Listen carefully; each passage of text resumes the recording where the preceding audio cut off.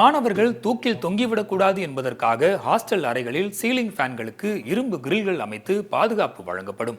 அதுவும் ஒத்துவராத பட்சத்தில் ஸ்பிரிங் வைக்கப்பட்ட சீலிங் ஃபேன்கள் மாட்டப்படும். இந்த அவலமெல்லாம் எங்கு அரங்கேறுகிறது என தெரியுமா? இந்திய நுழைவுத் தேர்வு பயிற்சி மையங்களின் தலைநகரம் என அழைக்கப்படும் ராஜஸ்தானின் கோட்டா நகரத்தில்தான். எதிர்கால இந்தியாவை வழிநடத்தும் இளம் தலைமுறையினரை உருவாக்க வேண்டிய பயிற்சி மையங்கள் வதைபடும் நரகமாக மாறியது எப்படி? என்ன நடக்கிறது கோட்டாவில்? கோட்டாவில் செயல்படும் பயிற்சி மையங்களில் படிக்கும் மாணவர்கள் மன அழுத்தம் காரணமாக தற்கொலை செய்து கொள்வது அதிகரித்து வருகிறது. இதை தடுப்பதற்காக விஞ்ஞானபூர்வமாக அங்கு எடுக்கப்பட்ட நடவடிக்கைகள் தான் நான் சொன்ன சீலிங் ஃபேன் விவகாரம் எல்லாம். இதற்கு பதிலாக மாணவர்களுக்கு கவுன்சிலிங் கொடுக்கலாமே என்ற கேள்வி உங்களுக்கு தோன்றலாம். ஆனால் அது மட்டும் அங்கு நடக்காது. ஏனெனில் அங்கு மாணவர்கள் செய்ய வேண்டியதெல்லாம் படிப்பது படிப்பது படிப்பது மட்டும்தான். கடந்த 10 ஆண்டுகளில் மட்டும் கோட்டாவில் தற்கொலை செய்து கொண்ட மாணவர்களின் எண்ணிக்கை 100ஐ தாண்டும். பாடத்திட்டத்தின் அழுத்தம் காரணமாக மாணவர்கள் தற்கொலை முடிவை எடுப்பதாக கூறப்பட்டாலும் கோட்டாவின் மோசமான சூழல் குறித்தும் அங்கு இயங்கும் பயிற்சி மையங்களின் இருண்ட பக்கங்கள் குறித்தும் சொல்லப்படாத பல கதைகள் இருக்கின்றன. இந்த காணொளியில் அந்த அதிர்ச்சி தரும் பக்கங்களை பற்றித்தான் நாம் சற்று விளக்கமாக பார்க்க போகிறோம். இது போன்று வேறு எந்த தலைப்பில் எக்ஸ்பிளைனர்களை DW தமிழில் பார்க்க விரும்புகிறீர்கள் என்பதை கமெண்டில் சொல்லுங்கள்.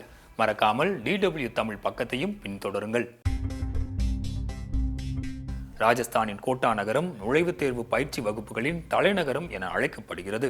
ஒவ்வொரு ஆண்டும் சுமார் 1.5 லட்சம் மாணவர்கள் நீட் தொடங்கி IIT, IIM என எல்லா வகையான நுழைவுத் தேர்வுகளுக்கு இங்கிருக்கும் பயிற்சி மையங்களில் தங்கி படிக்கின்றனர். பயிற்சி மையங்களும் 50,000 தொடங்கி 2 லட்சம் ரூபாய் வரை கட்டணமாக பெறுகின்றன.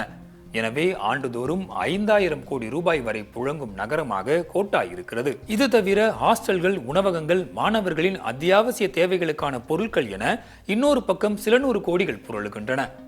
பெயருக்கேற்றவாறு கோட்டாவில் படிக்கும் மாணவர்களில் 20% பேராவது நுழைவுத் தேர்வுகளில் வெற்றி பெற்று விடுவதால் அங்கு படிப்பதற்கு மவுசு ஆண்டுதோறும் அதிகரித்துக் கொண்டுதான் இருக்கிறது.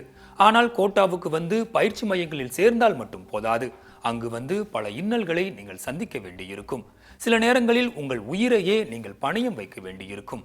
கேட்க அதிர்ச்சியாக இருக்கிறதா? கோட்டாவில் உள்ள பயிற்சி மையங்கள் ஆட்டு மந்தைகள் போலத்தான் இருக்கும். ஒவ்வொரு வகுப்பிலும் 80 முதல் 200 மாணவர்கள் இருப்பார்கள் என்கின்றனர் அங்கு படித்த முன்னாள் மாணவர்கள். நாள் ஒன்றுக்கு 18 மணி நேரம் படிக்க வேண்டியிருக்கும். எதிர்காலத்தை நினைத்து பயம், நாம் இதற்கெல்லாம் லாயக்கில்லை என்ற தாழ்வு மனப்பான்மை என மன ரீதியாக பிரச்சனைகளையும் சந்திக்க வேண்டியிருக்கும். இதையெல்லாம் தாண்டி இங்கு நீங்கள் பயிற்சி கட்டணத்தை கட்டிவிட்டால் அதை திரும்ப வாங்க முடியாது. இதனால் பெற்றோர்கள் கஷ்டப்பட்டு சம்பாதித்த பணம் வீணாகி விடுமோ என்ற எண்ணத்தில் மன அழுத்தத்துடன் வேறு வழியின்றி தங்கள் பயிற்சியை தொடரும் மாணவர்கள் இங்கு அதிகம். இதன் விளைவாக மாணவர்களுக்கு கிடைப்பது என்ன தெரியுமா? தற்கொலை எண்ணம், மது புகைப்பழக்கம், போதை பழக்கம், பாலியல் குற்றங்கள் செய்ய தூண்டப்படுதல், தூக்கம் தொடர்பான வியாதிகள், மனநல பிரச்சனைகள், தனிமை உணர்வு, உடல் பருமன், இதய நோய்கள், இப்படி சொல்லிக்கொண்டே போகலாம். இவை அனைத்தையும் வெறும் 20 வயதிற்குள் சந்திக்க வேண்டுமென அந்த இளைஞருக்கு என்ன தலைவிதியா? ஆனால் இது தொடர்கதையாகத்தான் இருந்து வருகிறது. ராஜஸ்தானை சுற்றியிருக்கும் 5 மாநிலங்களைச் சேர்ந்த நடுத்தர குடும்ப மாணவர்கள் தான் பெரும்பாலும் கோட்டாவுக்கு பயிற்சிக்கு வருகின்றனர். 10ஆம் வகுப்பு முடித்ததுமே இங்கு தங்கள் பிள்ளைகளை சேர்த்துவிடும் பெற்றோர்கள் அதிகம். இது தவிர நுழைவுத் தேர்வுக்காக இளம் வயதிலேயே பிள்ளைகளை தயார் செய்யும் டம்மி பள்ளிகளும் இங்கு ரகசியமாக இயங்குகின்றன. அதாவது பிள்ளைகள் பள்ளி பாடங்களை படிக்க தேவையில்லை, நுழைவுத் தேர்வுக்கு படித்தால் மட்டும் போதும். ஆனால் வெளியில் மட்டும் உயர்நிலைப்பள்ளி, மேல்நிலைப்பள்ளி என பெயருக்கு போர்டுகள் தொங்கிக் கொண்டிருக்கும். 8ஆம் வகுப்பிலேயே கல்லூரி நுழைவுத் தேர்வுக்கான பாடங்களை படிக்க வேண்டும் என்றால் அந்த குழந்தைகள் எப்படிப்பட்ட அழுத்தத்தை சந்திக்க வேண்டி இருக்கும் என கற்பனை செய்து கொள்ளுங்கள். நுழைவுத் தேர்வில் வெற்றி பெற்றால் இந்தியாவின் முக்கிய கல்லூரிகளில் குறைந்த கட்டணத்தில் படிக்கலாம். இதன் மூலம் தன் பிள்ளையின் எதிர்காலமே பிரகாசமாக இருக்கும் என்ற பெற்றோர்களின் அழுத்தம் இதற்கு முக்கிய காரணம். பல நேரங்களில் மதிப்பெண்களை அடிப்படையாக வைத்து மாணவர்களிடம் காட்டப்படும் பாகுபாடு கூட அவர்களின் மன உறுதியை குலைத்து விடுகிறது. தினசரி நடத்தப்படும் தேர்வுகளில் மதிப்பெண் குறைந்ததால் மன உளைச்சலுக்கு ஆளாகி மரணித்த உயிர்கள் ஏராளம். கடந்த 2011 தற்போது வரை 121 மாணவர்கள் கோட்டாவில் தற்கொலை செய்து கொண்டிருக்கின்றனர். இந்த ஆண்டு மட்டும் இதுவரை 22 பேர் தற்கொலை செய்து கொண்டுள்ளனர். ஆனால் தற்கொலை முயற்சிகள் எத்தனை நடந்திருக்கின்றன என்பது குறித்து காவல்துறையினரிடம் கூட புள்ளி விவரங்கள் இல்லை. அதையெல்லாம் கணக்கிட்டால் சம்பவங்களின் எண்ணிக்கை 1000 தொடும் என்கின்றனர் சமூக ஆர்வலர்கள். கடந்த ஆகஸ்ட் மாதம் தொடர்ந்து 5 பேர் தற்கொலை செய்து கொண்டதால் ஸ்பிரிங் வைத்த ஃபேன் மாட்டுவது, வாரத்திற்கு ஒரு நாள் விடுமுறை போன்ற சம்பிரதாய நடவடிக்கைகள் எடுக்கப்பட்டன.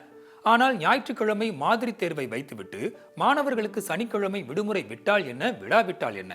இதுதான் கோட்டாவின் சூழல். ஆண்டுதோறும் சுமார் 5000 கோடி ரூபாய் புரளும் துறை என்பதால் இந்த பிரச்சனைக்கான தீர்வு குறித்தும் பயிற்சி மையங்களில் நடக்கும் மீறல்கள் குறித்தும் பெரிதாக கண்டுகொள்ளப்படுவதில்லை. அதிகபட்சமாக சமீபத்தில் அடுத்த 2 மாதங்களுக்கு மாதிரி தேர்வுகள் நடத்தக்கூடாது என மாவட்ட நிர்வாகம் உத்தரவிட்டிருக்கிறது. ஆனால் இது மட்டும் போதுமா? சராசரியாக படிக்கக்கூடிய மாணவர்களை தனி கவனத்துடன் கையாளும் போக்கு கோட்டாவில் மட்டுமல்ல, இந்தியாவில் இருக்கும் பெரும்பாலான பயிற்சி மையங்களில் இல்லை என்கின்றனர் கல்வியாளர்கள். அதேபோல இந்தியாவில் பயிற்சி மையங்களை கட்டுப்படுத்த முறையான வழிமுறைகள் ஏற்படுத்தப்படவில்லை எனவும் அவர்கள் குற்றம் சாட்டுகின்றனர். கடந்த 20 ஆண்டுகளில் மட்டும் நுழைவுத் தேர்வு பயிற்சி மையங்கள் தொடர்பான துறையில் சுமார் 35,000 கோடிகள் புழங்குவதாக சில புள்ளி விவரங்கள் தெரிவிக்கின்றன. இதைவிட குறைவாக பணம் புழங்கும் துறைகளுக்கு கூட அரசு 1008 விதிமுறைகளை வகுத்திருக்கும் போது ஏன் இந்த துறை கண்டுகொள்ளப்படவில்லை என்ற கேள்வியும் எழாமல் இல்லை. கோட்டா மட்டுமல்ல, நாடு முழுவதிலும் இயங்கும் நுழைவுத் தேர்வு பயிற்சி மையங்கள் கண்காணிக்கப்பட வேண்டும், வரைமுறைப்படுத்தப்பட வேண்டும். அதே சமயம் இதுபோன்ற நுழைவுத் தேர்வுகள் தங்கள் குழந்தைகளின் எதிர்காலத்தை தீர்மானித்து விடாது என்பதை பெற்றோர்களும் உணர வேண்டும். எல்லா துறைகளிலும் வாய்ப்புகள் கொட்டி கிடக்கின்றன. நுழைவுத் தேர்வு பயிற்சி மையங்களுக்கு எப்படிப்பட்ட கட்டுப்பாடுகள் விதிக்கப்பட வேண்டும் என நீங்கள் நினைக்கிறீர்கள்? கமெண்டில் சொல்லுங்கள். மீண்டும் ஒரு சுவாரஸ்யமான காணொளியுடன் உங்களை சந்திக்கிறேன். நன்றி.